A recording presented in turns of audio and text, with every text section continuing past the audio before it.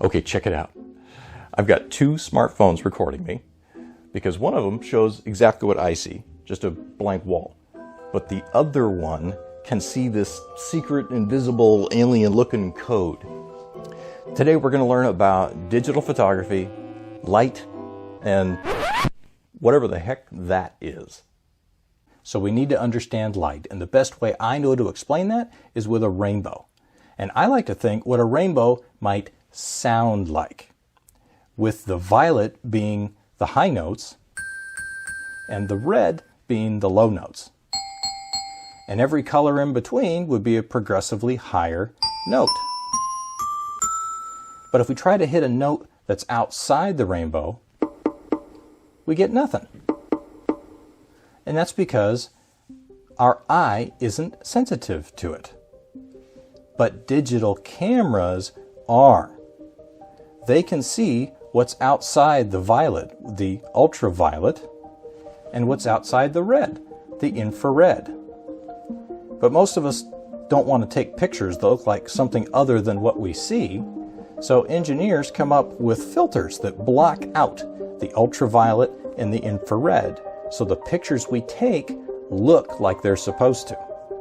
And if you take a cell phone far enough apart, you'll eventually find the sensor that takes the picture, and in front of it, the filter that blocks all that extra light. A little heat and a little prying, and that thing pops right off. Got the phone back together. It looks like it works. Let's go check out what this thing can see. One of the first things I noticed when I started looking in the infrared was a light flashing on the side of my house. This is, of course, a power meter that measures how much electricity is coming into our homes. And that little light that you can only see in the infrared is actually flashing out the amount of electricity that's being consumed. And that's exactly how our TV remotes work. We push a button and a light on the front flashes to tell the TV what to do. But of course, it's in the infrared, so we can't see it. But things got really interesting when I started recording around my neighborhood. All these little invisible lights started showing up. It's like people were hanging invisible Christmas lights on their house. Is this how Santa knows where to go in the off-season?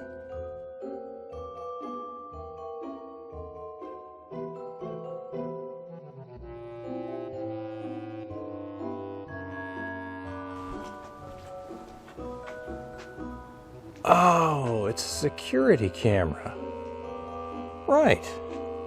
So those little lights are infrared LEDs that light up so it's easier for the camera to see at night. Check that out. What the? Oh. Hey, what are you sorry. doing? Oh. Get out of here. Now here's something else really cool. You've probably heard about people switching to LED lighting because it's more efficient. And yeah, if I turn on this LED lamp, everything looks like it's supposed to. But if I turn on an incandescent lamp, you see a ton of infrared. That's because a bunch more of the electricity that we're paying for is just being turned into heat that we can't see. And if we plug these things in to a power meter, we can see the incandescent bulb is using 3 or 4 times the power that the LED one is. Okay, so what is this alien-looking code thing? Well, it's from a laser projector that I built for my kids' science fair, but I took the visible laser out and put in an infrared one. Now, why would you want an invisible projector? Because you could play jokes on your coworkers. Hey! Hold a secret meeting. Make signs in public say what you want them to say. I should mention that just because a laser is invisible doesn't mean it can't burn your eye out. So don't mess with lasers unless you know what you're doing.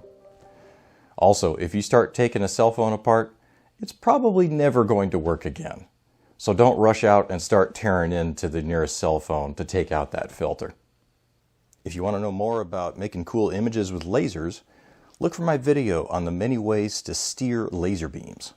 But if you like this video or want to see my many other projects, like, subscribe, and I'll see you in the next video.